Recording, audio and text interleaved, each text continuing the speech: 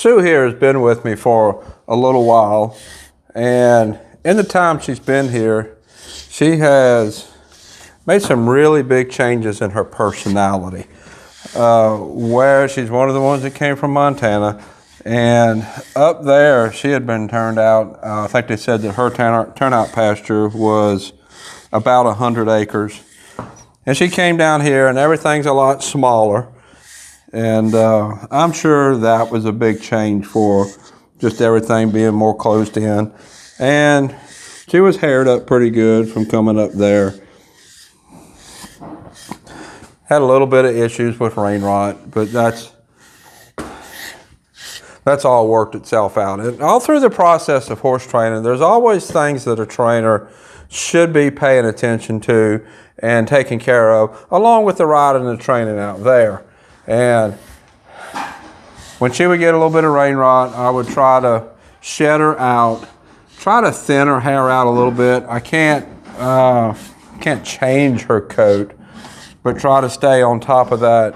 And as her coat has thinned out a little bit, I believe she's a lot more comfortable with our temperature and our climate. And that has helped. And then another big change that I've noticed with her, when she first came in, she didn't really like being stalled. And when I would go in the stall with her, she would pin her ears and just kind of generally act grumpy. And I would make sure she got some out time to go along with the stall time. Like I've always said, everything has to be in balance. She needs the stall time just as much as she needs the out time.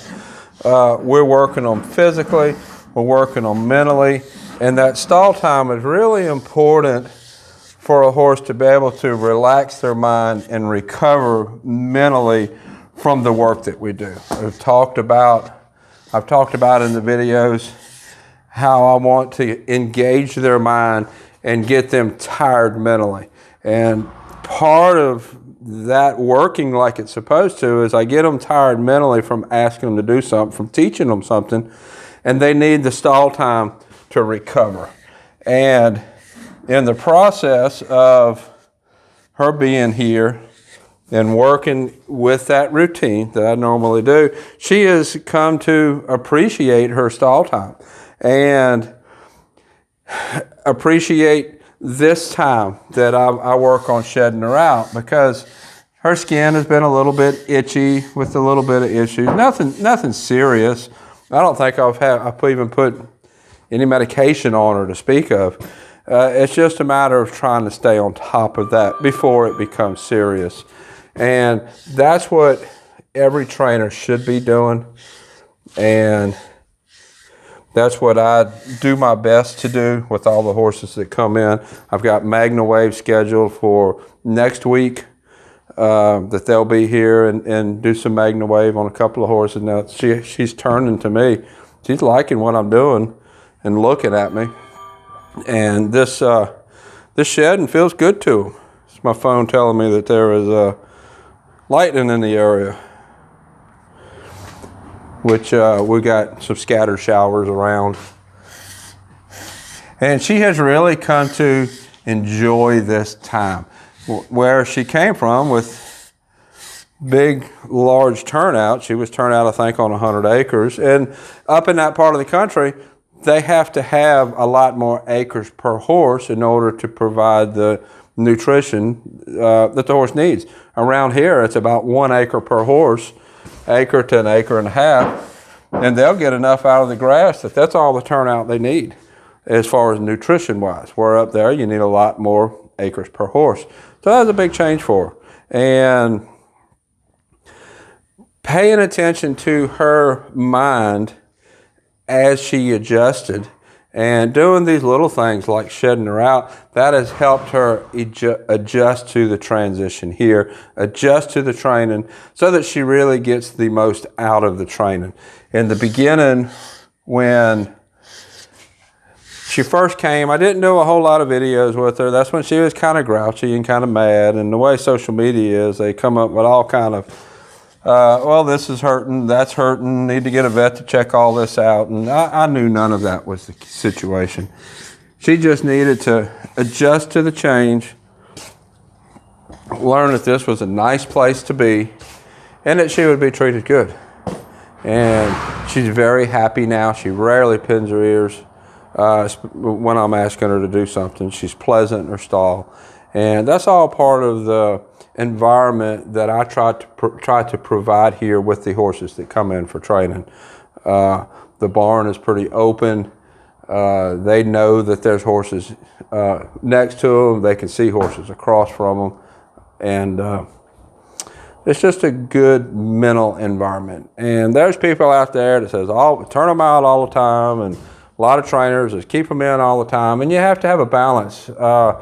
Every time I go to work a horse, I can't spend 20 minutes going out in the big pasture to catch them. There has to be a balance there. And there was a comment on a post not too long ago about turning out in a paddock is not good enough for a horse. And that is absolutely good enough. Horses, there's no, when you turn a horse out into a bigger area, you create certain situations. I wouldn't say issues. There's certain situations where the horse is going to have certain tendencies. And one of those tendencies is there's less contact with people. Even if you go out there every day and feed and brush, there's less contact because there's more distance.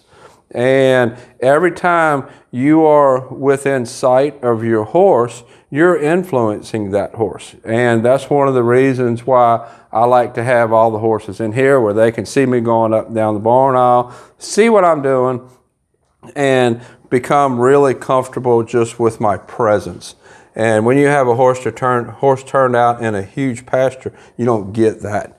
So there are lots of considerations that you have to weigh in as far as how much you turn your horse out, how big a pasture you turn your horse out in, what is available to you. A lot of horse facilities close to bigger cities, there's not a lot of acreage available. So they have to work with what's available to them.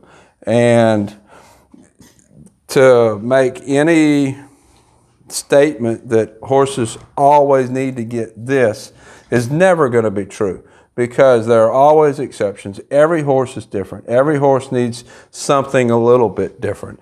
And the small training facility that I have, and I'm able to spend a lot of one-on-one time with every horse, I'm able to provide each horse with what they need to not only bring them along physically, but to bring them along mentally, like Sue here. She's turned into a really nice horse to ride, a really nice horse in general to be around.